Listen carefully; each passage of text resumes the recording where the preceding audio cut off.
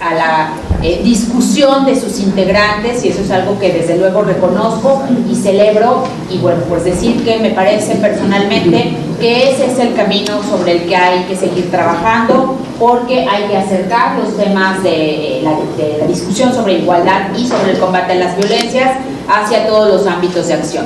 Muchas gracias. Entonces, bueno, reitero a todas y a todos los que están presentes en la mesa y en los lugares de auditorio que me han hecho el favor de invitarme y que me permiten platicar con ustedes esta mañana brevemente. Bien, me pidieron hablar sobre violencias, porque esa es la manera correcta de referirnos a ello. Son múltiples las violencias en contra de las mujeres, y entonces voy a hablar como de lo general a lo particular para tratar de llegar al tema pues que nos ha tenido en vilo estos últimos días, como efectivamente lo refería el maestro, esta acción a la que ustedes generosamente se sumaron para apoyar a la compañera maestra y diputada local Ruth Gallegos. Así que bueno, pues en primer lugar decirles que ¿de dónde surge este tema de conmemorar, no celebrar, conmemorar el 25 de noviembre como el Día Internacional de la Erradicación de la Violencia en contra de las mujeres? Pues por los altos índices de violencia en contra de las mujeres, la ONU primero estimó conveniente, ha ido avanzando en los llamados a la acción. Primero estimó conveniente designar un día dentro del calendario de conmemoraciones del año para reflexionar específicamente sobre la erradicación de la violencia. Pero no era suficiente porque la violencia seguía creciendo sin parar. Entonces la ONU propuso algo que se llaman los 16 días de activismo, que a nivel global se realizan en muchos espacios. Los 16 días de activismo inician el 25 de noviembre, que es el Día de la Erradicación de la Violencia, y se llevan a cabo a partir de ese día y hasta el 10 de diciembre, que es el Día Internacional de los Derechos Humanos. Entonces, entre el 25 y el 10 hay 16 días, que son los 16 días de activismo, donde se realizan muchas actividades para reflexionar en torno a las múltiples violencias que nos aquejan. Pero exactamente pasó lo mismo. Sigue sin ser suficiente para tomar conciencia efectiva de los impactos que la violencia genera en nuestras vidas. Entonces, por eso fue que estimó conveniente proponer que los días 25 de cada mes se llamaran días naranja, para que siempre en esa fecha realizáramos acciones que nos llevaran a una reflexión y hacia la visibilización de la violencia. Ustedes se preguntarán, ¿por qué naranja? Porque el naranja es un color, cada uno de los colores están asociados con una causa. El naranja es un color alegre que motiva la luz que esperamos que salga de un horizonte oscuro que se vive entre quienes padecen las distintas formas de las violencias existentes. Entonces, es como la idea, ¿no? Te ilumino al final del túnel con un color claro, alegre, que te pueda ayudar a salir de la espiral de las violencias en las que te encuentras. Entonces, es un poco como la explicación del por qué el 25 de noviembre es un día tan importante en el calendario de las causas que defendemos las mujeres, no solo las feministas, sino las mujeres y todas las personas. Porque efectivamente, voy a comenzar ahora sí ya. Efectivamente, la violencia es un fenómeno, es un comportamiento social y delictivo que no solo impacta a las mujeres, nos impacta especialmente porque lo que provoca las violencias, y eso es súper importante que lo tengamos muy claro, es la desigualdad. Entonces, como las mujeres vivimos una condición de desigualdad diferente que nos hace especialmente vulnerables, por eso el impacto de la violencia es más severo en nosotras. ¿Podemos comenzar, por favor, con la siguiente diapositiva? Todo surge a partir de las diferencias sexogénero. Las personas somos diferentes desde el momento en el que nacemos. Si pensamos que solo tenemos de dos sopas, ser mujeres o ser hombres, nos estamos equivocando de entrada. De origen, siempre, en toda la historia de la humanidad, ha habido personas intersexuales que se les llama, mi abuelita las llamaba hermafroditas. Bueno, las personas hermafroditas, fíjense bien, han venido siendo una minoría muy reducida siempre en toda la historia de la humanidad, pero han venido incrementando en cantidad en los últimos años por la ingesta de hormonas en los alimentos. Como ustedes saben, las vacas y los pollos y todo esto los engordan inyectándoles hormonas, eso lo comemos nosotros y provoca alteraciones genéticas en todas las personas, hombres y mujeres. Y entonces una de las alteraciones genéticas que ha provocado es el incremento en el número de personas intersexuales al momento de nacer. Pero bueno, sin tanta complicación, al momento de nacer nuestros órganos sexuales nos llevan a definirnos como hombres o como mujeres. Ahí tenemos una definición de nuestra identidad por sexo. Por sexo. Tenemos órganos sexuales de mujer u órganos sexuales de hombre. Punto. Pero a lo largo de nuestra vida vamos definiendo lo que se llama nuestra identidad de género. Nos lo enseña la sociedad. Nos enseña qué es lo masculino y qué es lo femenino. ¿Cómo nos lo enseña?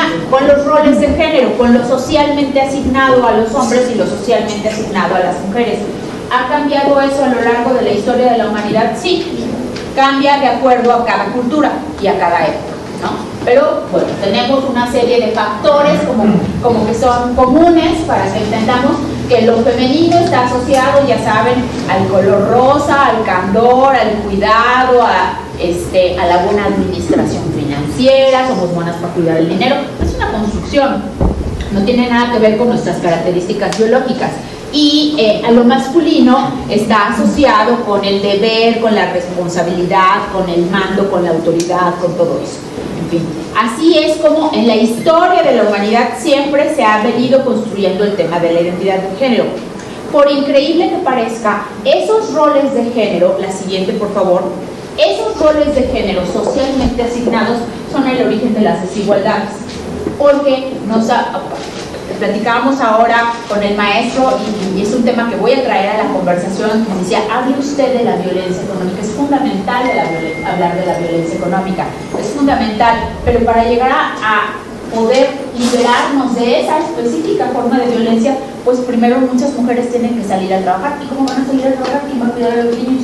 Entonces ahí vamos viendo cómo el tema de los roles de género son el origen de la desigualdad entre hombres y entre mujeres. Porque quiero decirles una cosa, y lo digo con mucho respeto, los roles de género nos encierran en una camisa de fuerza a las mujeres, pero también a los hombres. Siempre que platico con hombres sobre violencia, no falta que me diga, oiga, pero todos los hombres somos violentos. Y sí es cierto, no todos los hombres son violentos. Se les ha también impuesto la construcción de que tienen que ser mandones, tienen que ser gritones, tienen que imponerse para que su autoridad sea validada. Y entonces eso es algo que también pesa. Un hombre que no grita no necesariamente es homosexual, puede ser un hombre pacífico y no tiene nada que ver una cosa con la otra. Entonces el tema de los roles de género pues nos encierra en una camisa de fuerza a los hombres y a las mujeres, pero a las mujeres pues nos ha venido generando un montón de desigualdad. Y ese es el origen de la violencia. Por eso nos afecta en forma diferenciada. A la siguiente, por favor.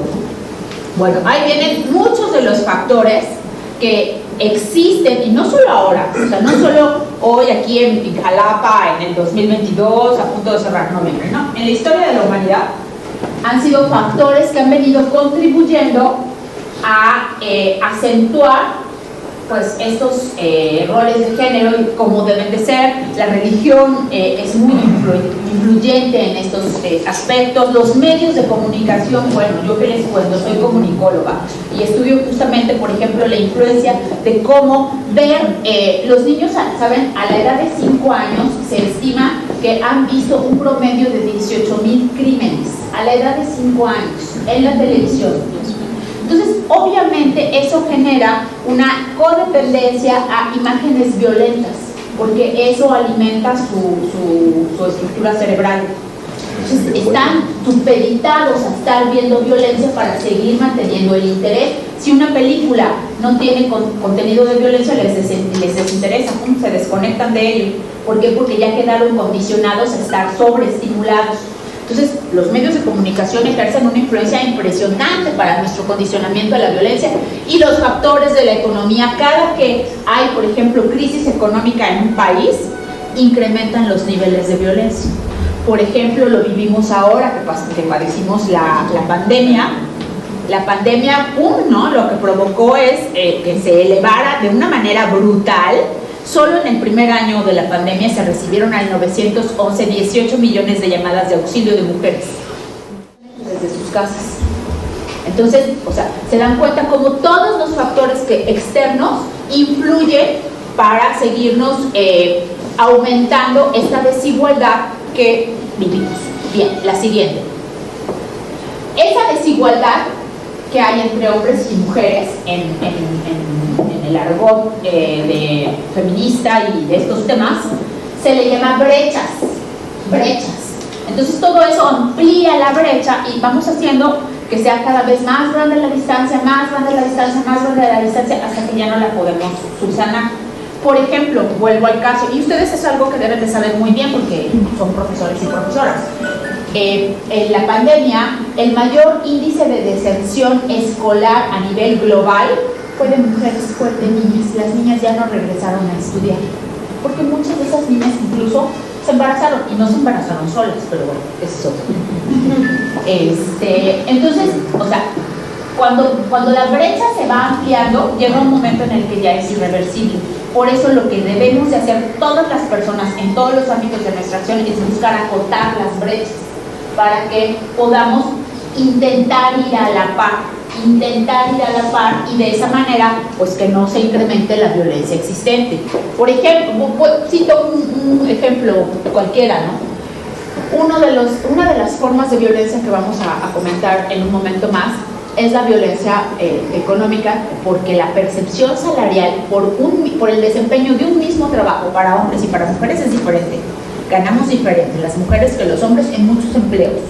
Entonces, si eso se perpetúa, el hombre cada vez va a ir ganando más y la mujer cada vez va a ir ganando menos.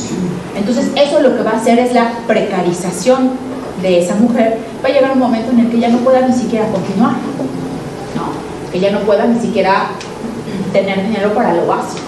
Entonces ya tenemos otros problemas, tenemos problemas de salud, se van volviendo más complicados y más complicados y más complicados. Por eso debemos siempre tratar de ir acotando la brecha, hasta en las cuestiones más sencillas.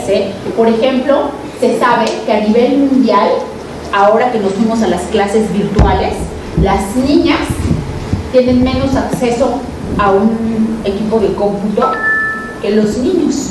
Los niños además le entran más al tema de la tecnología y todo esto. Entonces, para asegurar que esa niña pueda continuar con su sistema educativo, lo primero es que hay que capacitarla para que sepa utilizar las plataformas de la tecnología y no termine desechando el tema escolar porque no supo usar una computadora debidamente o un aparato de telefonía o así. Entonces el tema es siempre cuidar el factor que genera la desigualdad para evitar que sea más vulnerable ante las múltiples violencias que va a padecer. Viene la siguiente, por favor. Ok, bueno, las múltiples brechas que existen, ¿no? Vamos a la siguiente. Ok, a alguien le habla por teléfono. Fíjense que esta es la pregunta más difícil de resolver siempre. Esa es una definición teórica. Pero acá platicando, porque esto es un conversatorio, es para que conversemos. Siempre que me preguntan, pero ¿y qué es violencia? O sea, porque puede estar muy arenosa la forma de entenderlo. Y sí, efectivamente, entender lo que la violencia es complicado, porque la violencia es todo aquello que me incomoda. ¿Cómo te llamas? Esther.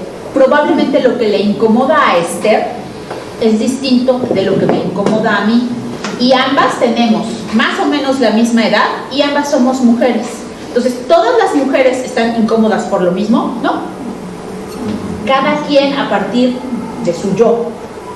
Entonces, yo no sentí la mirada lasciva del que me vio en la calle, yo no vi que me quería estar viendo las pompis, pero a lo mejor ella sí, y eso la incomodó. ¿La está violentando? Sí, la está violentando. Si ella siente que está ejerciendo violencia en ella, es muy válido.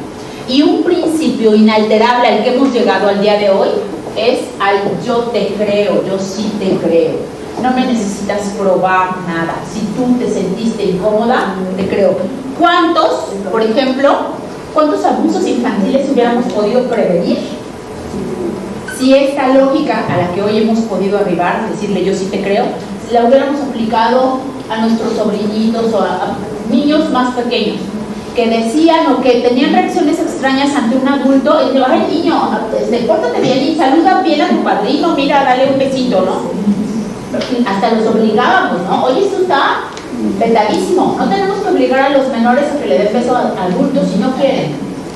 ¿Por qué? Porque los niños están estableciendo su forma de relacionarse con otras personas y si nosotros les obligamos, entonces les estamos obligando a que acepten tratos que no les gustan. Entonces, ¿es relativo hablar de violencia? Sí, es relativo hablar de violencia. A lo mejor yo hoy vengo un poco cabizbaja y triste porque me duele la panza y entonces eso me hace estar más vulnerable, más particularmente sensible a ciertas acciones. Sí, pero es mi derecho, sí, también yo tengo derecho a que hoy me duela la panza y a no sentirme perfectamente bien. Entonces, es relativo. Y eso hace que sea un tema complejo. La siguiente pregunta que ustedes podrían decirme, entonces todo es violencia. No, no todo es violencia. Tenemos que tratar de construir una convivencia no basada en la violencia, que no nos lleve a extremos. Saben ustedes que, por ejemplo, en algunas naciones extranjeras como Canadá, me acaban de publicar un caso en Canadá, que en los ámbitos laborales, para evitar el acoso y el hostigamiento sexual, las mujeres no conviven con los hombres.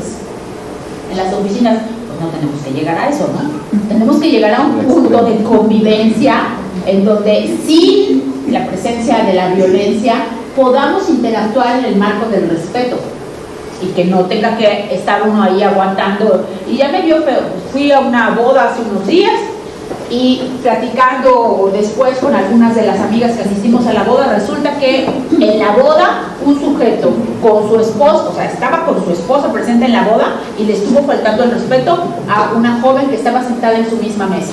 Y después estaba su esposa. Y a él no le importó.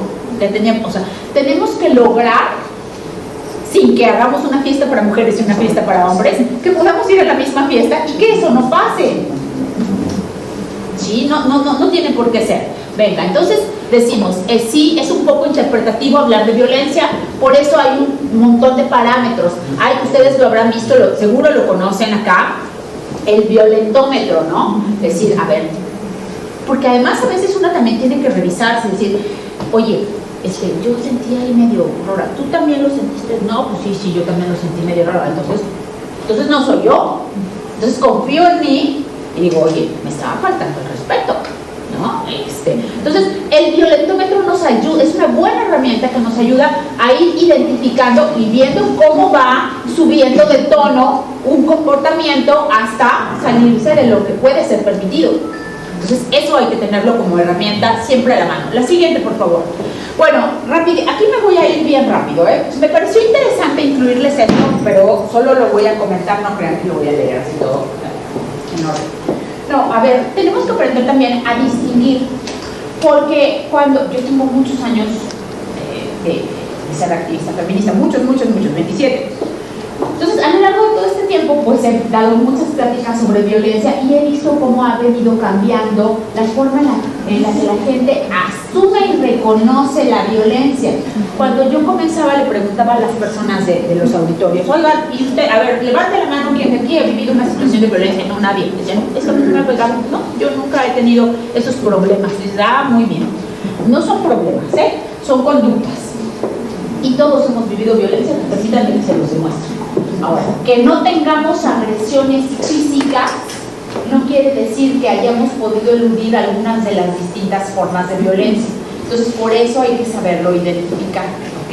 Claramente, lo que cambia es la intencionalidad de provocar un agravio en contra de las otras personas. La siguiente, por favor. Ahora, fíjense bien, tenemos que entender, y eso es súper importante, que la violencia no es un asunto privado. eso es bien grave. Yo creo que de todos los terribles efectos que la violencia genera, el más lamentable de todos es que podamos llegar a pensar que si oímos gritos en la casa de junto, es la vecina que se está peleando con su marido porque no le hizo los frijoles ricos, ¿no? No es un asunto privado, y eso es lo que no nos puede pasar, porque lamentablemente lo que está ocurriendo a nivel social es que nos estamos deshumanizando, y entonces cada vez más estamos coadyuvando menos en la disminución de un problema que nos afecta a todos, porque la violencia no solo impacta negativamente a quienes están directamente relacionadas a ella, sino que va descomponiendo su nido social. ¿O a poco no? Ustedes lo ven con su alumnado, cuando un determinado día tienen un ánimo diferente, ¿no? ¿Por qué? Pues porque seguro vieron en casa alguna situación que les afecta, que les agravia. Esos impactos desde luego se contagian, se comparten con el resto de sus compañeros y compañeras en el salón de clases, y se los comparten a ustedes, y entonces les alteran, y se va haciendo una gran bola de nieve. El impacto social de la violencia es indiscutible. Entonces dejemos de mirar a la violencia como un asunto privado, y en fin, ¿no? Entender que se propicia por condiciones de desigualdad, que no viven la violencia de la misma, ni toleran la violencia de la misma manera una niña o un niño que tiene el estomaguito vacío que lo tiene con el estomaguito lleno. O sea, en fin, hay condiciones estructurales que hacen que esto se viva de manera diferente. Afecta a todas las personas, pero particularmente a las mujeres, y es aprendida y tolerada socialmente. Eso es lo peor del caso, y de eso vamos a hablar ahorita un poquito. La siguiente, por favor. Bueno, rapidísimo. Solo decirles que hay muchos factores que predisponen a las personas a la violencia, tanto a ejercerla como a tolerarla. ¿Okay? Son factores culturales, macrosociales, están en nuestra cultura, están presentes. La siguiente, por favor. Hay factores microsociales y hay factores internos de la persona, como el hecho de que no me hayan pagado a tiempo, y entonces la falta de dinero es un factor que detona mucho la violencia. Yo hace muchos años, cuando salí de la universidad, tuve que hacer como una estancia de servicio social cuando salí de la universidad, y estuve en una zona alta de Zongolica, en una zona, pues ahí en particular, era 8 horas a pie de la cabecera municipal de Zongolica. Y a aquella edad me llamó mucho la atención que la mayor parte de las personas de esa comunidad eran testigos de Jehová. Pero era raro, porque yo observaba figuras religiosas que tenían las señoras en sus casitas, pero los señores eran testigos de Jehová. Y entonces cuando pregunté qué era lo que pasaba, me decían, bueno, es que esta era una comunidad católica cristiana, pues como muchas otras, pero tiene un índice de alcoholismo tan severo la población, para mitigar el hambre y el frío de esa zona, que tienen un consumo de alcohol muy alto, y entonces eso provocaba que incrementara el índice de violencia. Los señores les pegaban brutalmente a las señoras cuando estaban muy tomados. Entonces las señoras de la comunidad encontraron que una manera de evitar que sus maridos beban fue cambiarse de religión, cambiarlos a ellos de religión, y entonces por eso los hicieron testigos de Jehová, porque está prohibido beber alcohol en esa religión. Ellas sí tenían escondiditas sus figuras religiosas de la Virgen y tal, pero en esa religión no pueden tener, no pueden rendirle culto a imágenes. Entonces las escondían para que el resto de la familia, digamos, fuera testigo de Jehová y no bebieran alcohol. Entonces, efectivamente, el alcohol predispone a la violencia, ¿no? Entonces, bueno, en fin, son estos factores que están allí presentes, que hay que conocer. O sea, yo se los muestro ahí, que hay que conocer para entender también, bueno, cuáles pueden ser las causas que propician la violencia, porque fíjense que hemos trabajado mucho en tratar de brindarle atención integral a la mujer en calidad de víctima, pero la perspectiva de la víctima no es la única perspectiva que hay que analizar ante el complejo fenómeno de la violencia. También hay que analizar la perspectiva del agresor, y al agresor le hemos dado poca atención. No hemos realmente investigado ni atendido las causas estructurales que propician que el agresor sea agresivo. Entonces también hay que entenderlo, ¿no? y tratar pues de atenuar esas condiciones estructurales para ir avanzando un poco en el combate a las violencias. La siguiente, por favor. Los psicológicos, pues sí, claro, ¿no? Y uno dice, ay, bueno, pero ¿cómo voy a andar yo metiéndome en la psicología interna de otras personas? Pues no metiéndome, pero sí entendiendo, ¿no? Que hay un montón de factores que influyen en todas estas agravantes y que se van como añadiendo a una predisposición a la violencia que alcanza pues estos índices de gravedad. La siguiente, por favor. Una más.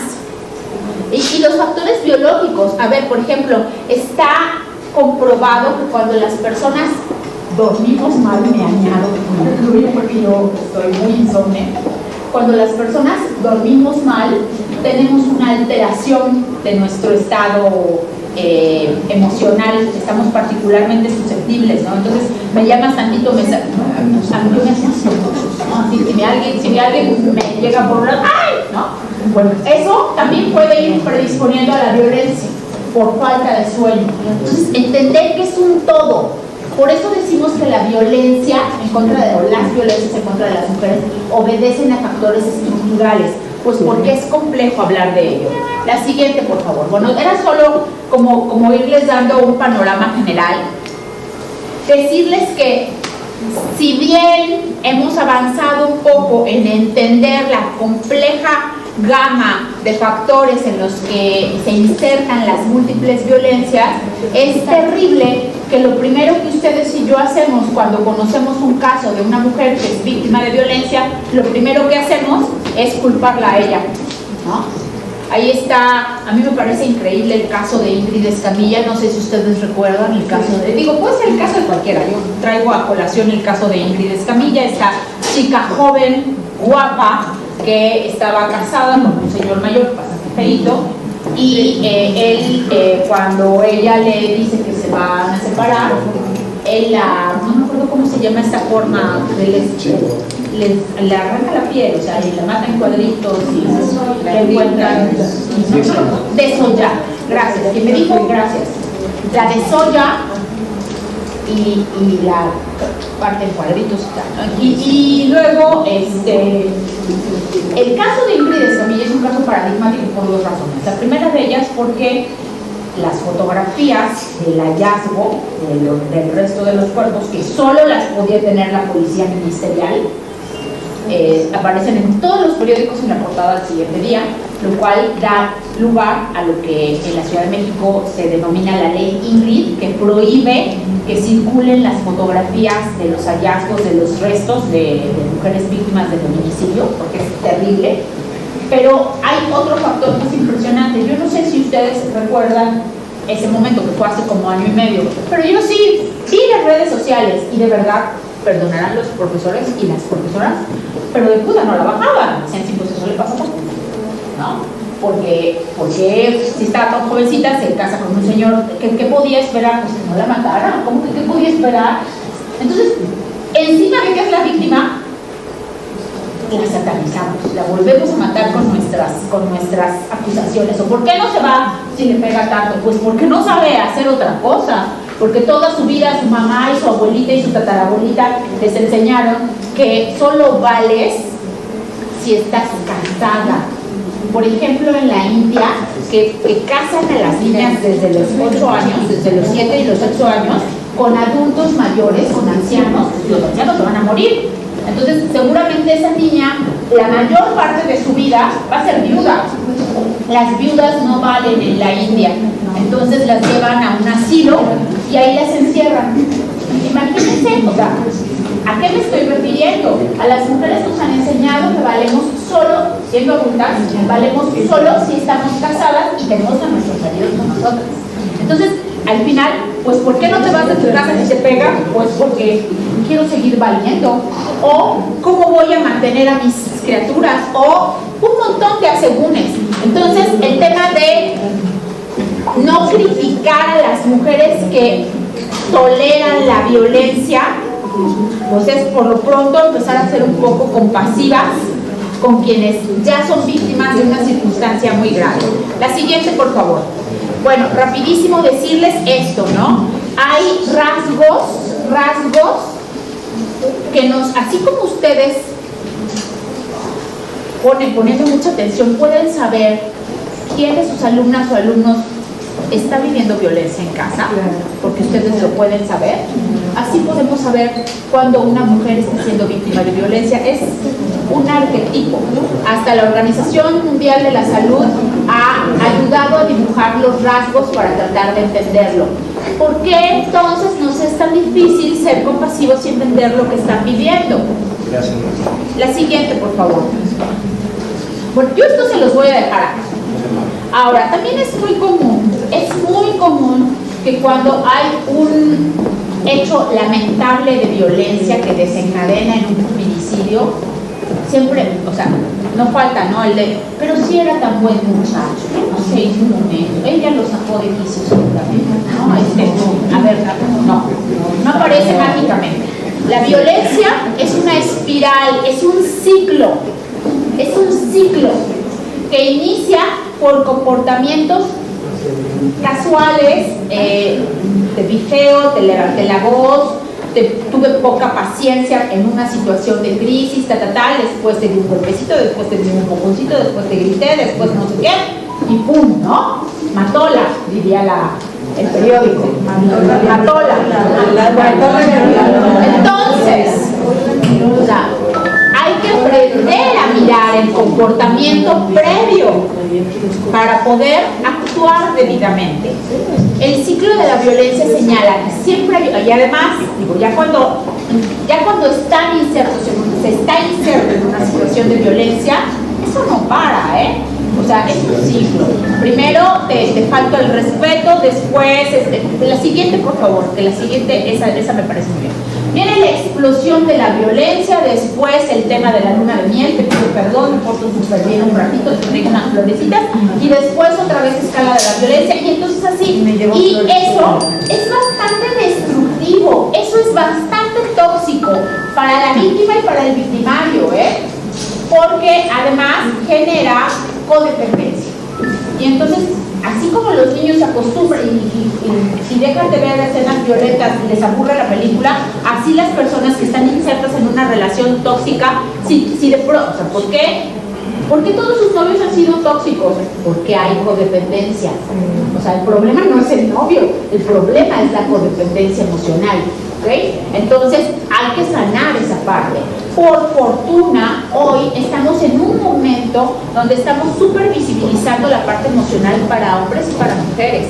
Y todos estos espacios que hay para sanar tu yo interno y para decir, reconozco que mi salud emocional no está óptima, en fin, toda esta parte que hace 5 años era imposible, decir, pues vete al psiquiatra, o intérnate en el manicomio. Hoy, por fortuna, esto ya está muchísimo más normalizado y es posible reconocer como más claramente que hoy no vine de Superwoman y está bien.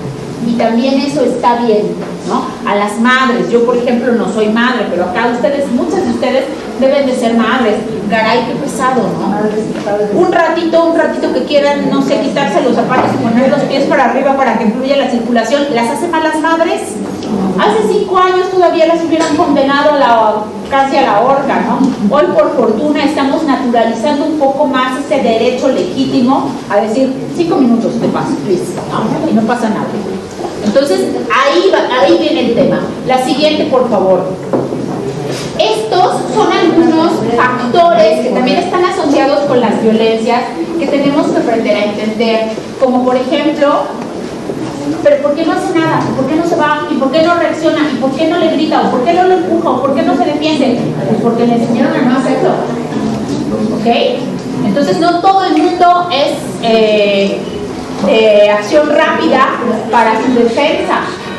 Entonces hay que aprender poco a poco también a ir encontrando la manera de meternos. La siguiente, por favor. Así el peor enemigo de las violencias es habituarnos a las violencias. Ayer mi pareja, que también es profesor como yo, llegó temprano a su escuela, entonces estaba haciendo en las áreas comunes pues cosas, ¿no? Y dice que se sentaron sin ver que era un profesor, se sentaron a sus espaldas unas chicas. Me dice, Mónica, yo no me asusto, pero por Dios, qué conversación. ¿Qué hiciste, mana? ¿Por qué llegaste tarde? No, estuve comiendo toda la mañana. Y con hombre o con mujer, no, con los dos. Así. Niñas de 17 años, ¿eh? Entonces, o sea, sí llegó un momento, me dice él, que me pare.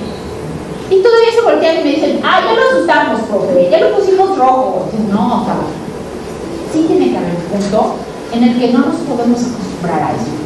¿Okay? Sí tiene que haber un punto en el que tenemos que aprender los límites de todo y enseñárselos. Pero si ellos no lo han visto en casa, ¿cómo lo van a poder aplicar? Entonces, sí es un tema complicado y son espirales de violencias. No te puedes acostumbrar a las faltas del respeto porque entonces te habitúas. Y eso normaliza las violencias. Y entonces al rato, cuando tenemos casos graves, decimos, pero ¿cómo si era tan pacífico? No era pacífico. O sea, cualquiera que los hubiera oído, hubiera identificado que se llevaban como perros y gatos, ¿no? Pero ellos no lo veían porque se habituaron a eso. Entonces hay que tenerlo muy claro. La siguiente, por favor. El síndrome de Estocolmo, ya saben, ¿no? Este síndrome que se acaban enamorando de tu captor. Entonces, ahí, ¿saben cuál es el problema con este tema y con el siguiente? Lo puedes mostrar, que es el tema del amor romántico. Que las construcciones narrativas de la ficción, o sea, las novelas, las series, las canciones, todo lo demás, nos construye un ideal del amor que no es. Digo, tampoco es que quiero una canción que diga que a tu pareja le van a oler los pies feos. No me parecería la cantando. Pero que sí nos ayudara a entender que somos seres imperfectos, seres reales, que se relacionan y que tienen altibajos. Pero que eso no te debe de hacer, pues desde luego, adaptarte a ninguna forma ilusoria de relaciones. Y eso no solo les pasa a las chicas y a los chicos, en edad de noviazgo. Eso también nos pasa a las mayorcitas y a los mayorcitos. Ahí estamos luego con amores virtuales peligrosos, como en un caso de robo de órganos, un noviazgo virtual. Entonces, bueno, ¿por qué nos enganchamos en eso? Pues a lo mejor porque estamos no viendo señales de aspectos que nos pueden incluso poner en riesgo. Venga la siguiente. Bueno, a ver, entonces vemos que es complejo el asunto de las violencias. Platicaba yo con el maestro, que además me hizo favor de compartirme, que fue diputado. Me dice, oiga, pero ¿usted qué piensa de la punibilidad? Le dije, no, pues esa no es la vía. O sea, penas más severas cada vez más y más y más y más. Eso no remedia el problema. Lo tenemos que construir aquí, y en casa, y en la sociedad, individualmente. Y perdón, pero no porque las mujeres todos tengamos una hija o una hermana, porque somos seres humanos. Aunque no sean de mi familia, los tengo que respetar. Entonces, sin embargo, sí es necesario que entendamos y que conozcamos cuál es el esquema legal que cobija y protege a las mujeres en las situaciones de violencia. Hay un esquema internacional, hay una serie de instrumentos internacionales que brindan protección específica y que hoy día, desde 2011 hasta el día de hoy, tienen el mismo nivel que la Constitución mexicana. Y es importante saberlo porque es un esquema legal amplio que brinda protección. La siguiente, pero en nuestro país estos son los instrumentos jurídicos con los que contamos para brindar garantías plenas a las mujeres y del combate efectivo a todas formas de violencia. La más importante de todas, no sé si ustedes hayan escuchado antes hablar de ellas, pero es así como que nuestra espada de Damocles, nuestro principal instrumento, la Ley de Acceso de las Mujeres a una Vida Libre de Violencia, es el documento, ¿no? Es el más importante de todos los documentos. La siguiente, por favor. Una más. Y tenemos también su su contraparte de leyes estatales, de marco legal estatal, que también nos brinda protección en sentido amplio en contra de las formas de violencia. Ahora, les decía yo a ustedes que el más importante es la ley de acceso de las mujeres. Esa ley de acceso la propuso Marcela Lagarde cuando fue diputada federal, y tenemos con la ley de acceso 15 años, no es tan vieja, es un instrumento que nos sigue siendo útil y que nos brinda sobre todo claridad con lo siguiente. Por favor, una más. ¿Podría ser una más? Pueden combinar, ¿ok?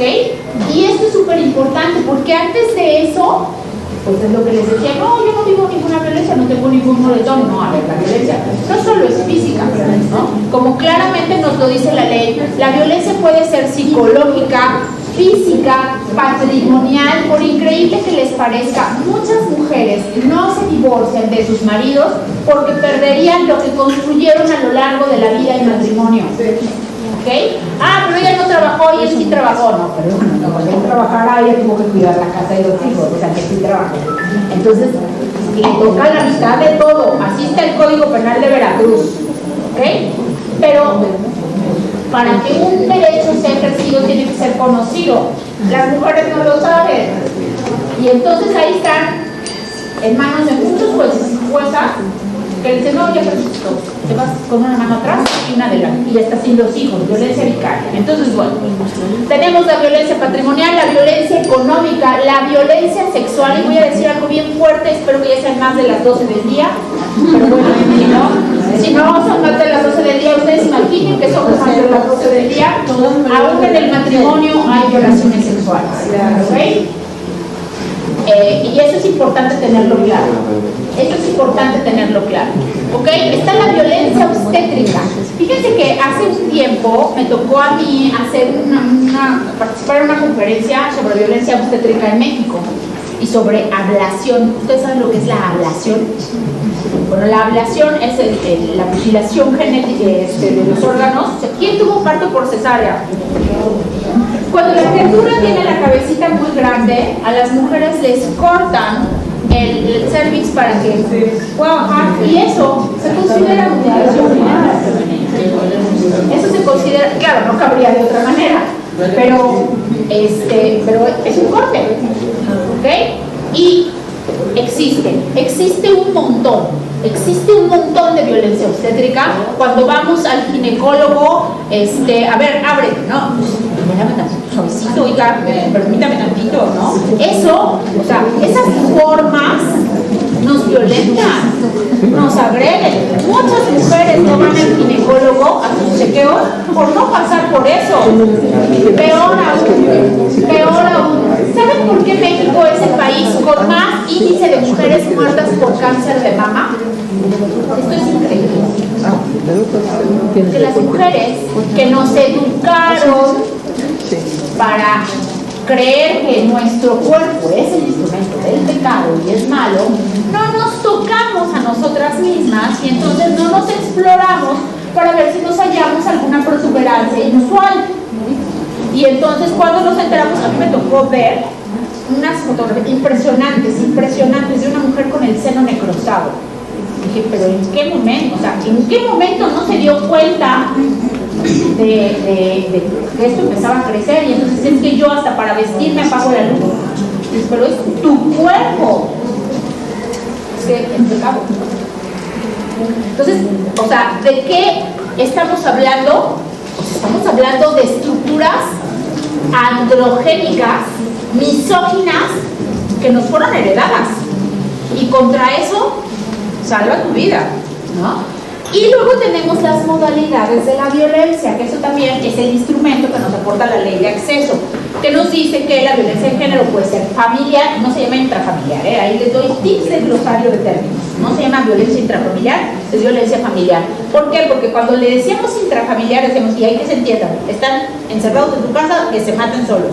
Pero si la vemos como familiar, entonces la familia está inserta en una sociedad y nos compete, ¿no? Tenemos una competencia colectiva en ello, y al cambiar el término cambia un poco la connotación. Tenemos violencia laboral o escolar, y perdónenme que lo diga, pero ese es un problema, pero del tamaño del mundo. Con la diputada Ruth Callejas, por ejemplo, les platico. Nosotros, yo copresido el capítulo Veracruz de la Red Nacional de Mujeres Defensoras de la Paridad en Todo, y pertenecen a nuestra red 8 diputadas locales y 2 federales, en fin, somos más de 120 mujeres en Veracruz. En fin, total que tratamos de hacer team back cuando hay alguna situación para intentar apoyar sobre el tema, aunque lo nuestro es la paridad, pues cuando hay una situación de violencia buscamos apoyar. Y se acercó a las diputadas unas estudiantes, bueno, les voy a platicar uno de los dos casos. Una estudiante de la normal veracruzana, con 7 meses de embarazo, que acababa de ser expulsada de la normal por el tema del embarazo, ¿no? Entonces empezamos a indagar de qué manera poder ayudar, y pues resulta que efectivamente el reglamento institucional señala que si acumula más de 15 faltas, la estudiante o el estudiante deberá ser dado de baja. Pero la chica tenía diagnóstico médico de embarazo de alto riesgo, estaba en riesgo de tener un aborto espontáneo. Entonces no podía acudir físicamente a la escuela, pues no quisiera, ¿no? Pero ella sí quería, y estaba además en el 7º semestre, o sea, le faltaba un semestre para terminar. Entonces se empezaron a sostener una serie de conversaciones con la institución y con las autoridades de la institución, y te decían, es que el reglamento dice esto, sí, pero el reglamento de qué año es de hace 50 años, tenemos 50 años respetando el mismo reglamento. Oiga, ¿no le parece a usted como que ya es hora de cambiar el reglamento de hace 50 años? Está un poco obsoleto. En fin, o sea, ese es el tema. Ese es el tema que estamos ayudando a ver de qué manera podemos intentar coadyuvar en la realidad que enfrentan personas que también estudian, que también son estudiantes y que están viviendo distintas circunstancias que les hacen ser víctimas de violencias, ¿no? Ese es un rostro. Luego están los rostros de acoso y hostigamiento. Yo no sé ustedes si se enteraron con todo este asunto de la Facultad de Psicología de la Universidad Veracruzana. Yo realmente no daba crédito de saber que el profesor que fue señalado de violentar a la estudiante es un profesor a punto de la jubilación, que además estuvo preso por intento de feminicidio hace 20 años. ¿Por qué alguien con antecedentes penales de feminicidio está al frente de un aula? O sea, esas son las cosas que no pueden seguir pasando. Perdón, pero no pueden seguir pasando. Y ese es el tiempo. Y ese es el llamado de este tiempo que hacen las juventudes hacia quienes somos adultas y estamos en diferentes espacios para responder a las necesidades y a las demandas específicas que hoy tienen.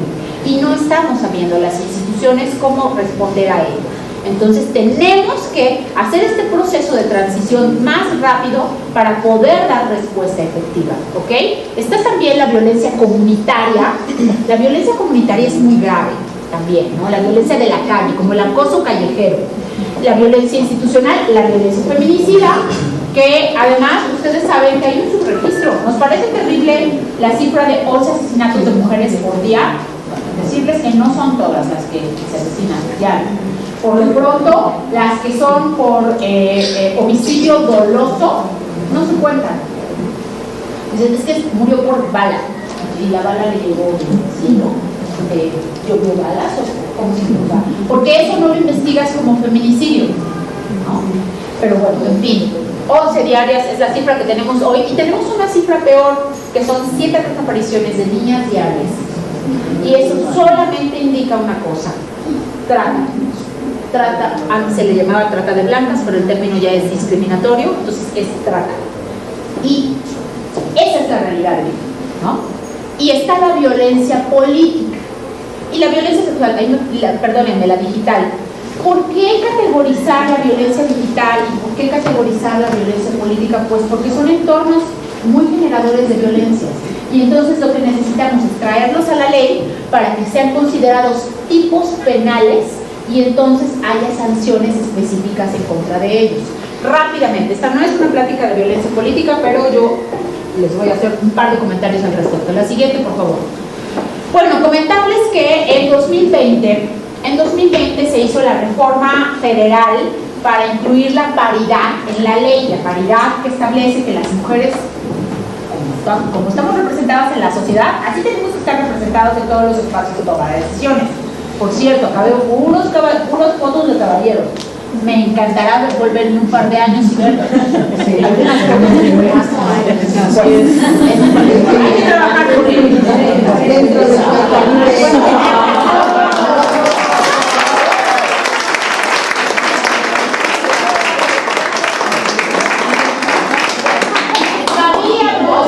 Sabíamos que si incrementábamos la paridad, fíjense bien, además este es un asunto que tiene su explicación teórica.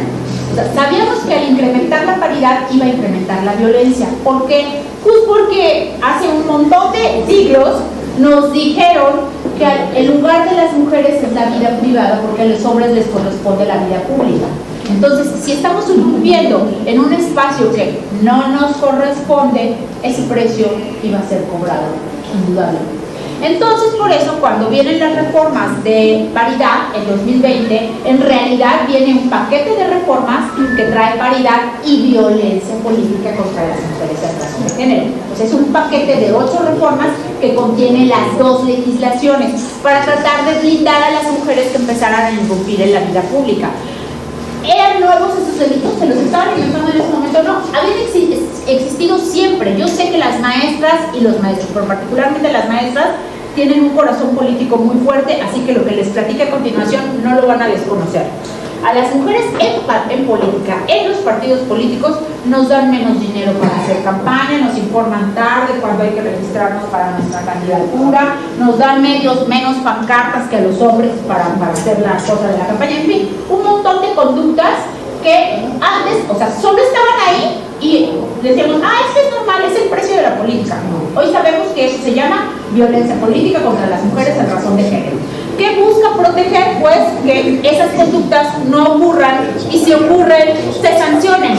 La siguiente, por favor, rapidísimo. Esto es un esquemita. Este es un esquemita que yo hice que es muy simple. Fíjense bien, ¿dónde se denuncia y qué se denuncia por la violencia política? Ok, si la violencia política es para mujeres políticas que son candidatas o funcionarias, candidatas o en el ejercicio del cargo o funcionarias públicas. ¿Ok? Bien. Si el agravio es electoral, por alguna cuestión de carácter electoral, el lugar a donde tienes que ir a poner tu queja, pues es el OPLE o el Tribunal Electoral. ¿Ok? Si el agravio lo recibiste como funcionaria pública por parte de otro funcionario público en tu trabajo, tienes que ir al órgano interno de control de tu dependencia. ¿Ok? Y si el agravio que recibiste es una amenaza o un intento de asesinato, lo que sea, o sea, pero que tenga que ponga en riesgo tu vida, entonces la denuncia es penal. ¿Ok? Entonces puede ser violencia política en razón de género, electoral, administrativa o penal. Bien, la siguiente, por favor. Lo que busca, pues es que quien cometió violencia política en tu contra sea sancionado y, ojo, hay algunos casos donde las mujeres necesitan medidas de protección, o sea, que tengan un policía en la puerta para evitar que la vengan a amenazar nuevamente, o medidas ¿cómo se llaman las otras? Las cautelares, no. Precautorias y o cautelares. Precautorias y cautelares. Las precautorias son estas para que te pone la policía en la puerta, y las cautelares son las que te ayudan además a que se disculpe contigo o te indemnice por el daño causado o pague de alguna manera para restituir el daño que te provocó. ¿Okay? Son esos 2 tipos de sanciones las que las autoridades pueden imponer a quien comete violencia política. Es importante que lo sepamos, porque, por ejemplo, no todo es cárcel. Les cuento, acabamos de tener un caso muy lamentable la semana pasada en Veracruz. Bueno, me pasas una más, les enseño esto y entonces explico esto. Existe, a partir de las leyes de violencia política, se estableció una cosa que se llama el registro de personas sancionadas. Entonces, aquellos que son sancionados por violencia política se les inscribe en un registro nacional. Y la sanción es que estos, aparte del quemón que se dan por estar ahí, aparte del quemón, no pueden ser candidatos en la elección siguiente. Quisiéramos que no fueran candidatos nunca, pero bueno, por lo pronto la sanción es una elección, ¿ok? En Veracruz no somos el primer lugar de personas inscritas en el registro nacional, pero sí tenemos el caso que más veces ha sido denunciado y sancionado a nivel nacional. ¿Okay? Somos como el cuarto estado a nivel nacional en número de personas que tenemos ingresadas en ese registro, pero uno de ellos es el que a nivel nacional ha sido más veces denunciado y más veces sancionado, que es el exalcalde de Alto Tonga. Y quien lo denunció fue la exregidora de Alto Tonga. Él la violentaba y ella pertenece con nosotras a la red que les he platicado. Y entonces yo tengo comunicación con ella y siempre me decía, Doc, ¿por qué no lo meten a la cárcel? Y le decía, porque no pusiste tu denuncia penal, tu denuncia fue electoral. O sea, si tú querías hacerlo penal, pues hubiéramos ido a la fiscalía. Si quieres, aún estamos en tiempo. Me dice, no, porque le tengo miedo. Pero ella vivía con esa sensación, ¿sabes? De decir, ¿y a mí de qué me sirve que lo hayan metido al registro de sancionados si yo sigo viviendo en Alto Tonga, él sigue viviendo en Alto Tonga y yo le tengo miedo? Bueno, lo que pasó la semana pasada es terrible porque asesinaron a la mamá de la exregidora. No podría saber si tienen que ver el sujeto con el feminicidio de la madre, pero sí es muy claro que tenemos que encontrar alguna vía que nos permita que esas mujeres tengan la certeza de que su vida no corre peligro. Y eso es lo que no hemos hecho hasta ahora. Y yo cierro mi conversación agradeciéndoles que sé que muchas de ustedes y muchos de ustedes también firmaron el amicus curiae en respaldo a... el amicus curiae se llama Amigos de la Corte, es un recurso de buena voluntad que ciudadanos comunes le hacen llegar a un juzgador, en este caso al Tribunal Electoral, para decirle, yo te pido por favor que tomes en consideración este caso por esto y por esto y por esto y por esto y por esto, ¿no? Eso es lo que hicimos, firmar un amicus curiae para ese objeto. No sabemos el resultado que va a tener en esta instancia. Decirles que hay diferentes instancias para poder procurar justicia en un caso de violencia política contra las mujeres. Si no se resuelve en la instancia estatal, hay una segunda instancia que se llama sala regional. Y si no se resuelve en la sala regional, hay una tercera instancia que se llama sala superior. ¿Okay? Si lo desechara el Tribunal Electoral, la idea es llevar el caso a la siguiente instancia y si esta instancia lo llegara a desechar, llevarlo hasta la última instancia. ¿Por qué es importante denunciar? Porque solo así, o sea, yo creo que lo peor que puede pasar, lo peor de la violencia política es que sujetos violentadores con poder se sienten que la ley no les va a hacer nada. Entonces, ¿qué es lo que hay que hacer? Quitarles el poder a los violentadores para que respondan por las violencias que cometen como respondería cualquier ciudadano. Y eso solo lo vamos a poder lograr si denunciamos. Denunciar es una lata, pero es nuestro compromiso cívico para hacer un alto a la violencia. Pero no es el único, no es el único. ¿Cómo podemos empezar aquí y ahora a combatir la violencia en contra de las mujeres? Yo, por ejemplo, tengo un letrero en mi página de Facebook que digo, este portal está libre de memes misóginos. Aquí los chistes misóginos no son chistes. Piensen usted más, para que me haga reír, ¿no? Y cositas así, tampoco, nunca agrave a una mujer en público. Puedo diferir, porque sí, difiero de mujeres y puedo no estar de acuerdo con sus acciones. Se las comunico en persona, o se las comunico directamente, pero no ando por ahí poniendo en muros pues opiniones que no me pidieron, ¿no? ¿Saben ustedes por qué muchas mujeres no quieren ser candidatas? porque le tienen terror a perder su reputación en las redes sociales. No puede ser el costo. Hemos luchado demasiados siglos para obtener una representación digna, para que hoy, que podemos aspirar a la paridad, no queramos ser candidatas por el miedo que nos da que otras y otros nos critiquen. Entonces, a lo mejor no cambiamos el curso del mundo, pero sí con mi acción individual puedo empezar a detener un poco la espiral de la violencia. Entonces vamos a hacerlo acá, que además ustedes son profes y profas, así que tienen poderes especiales para lograrlo. Muchas gracias.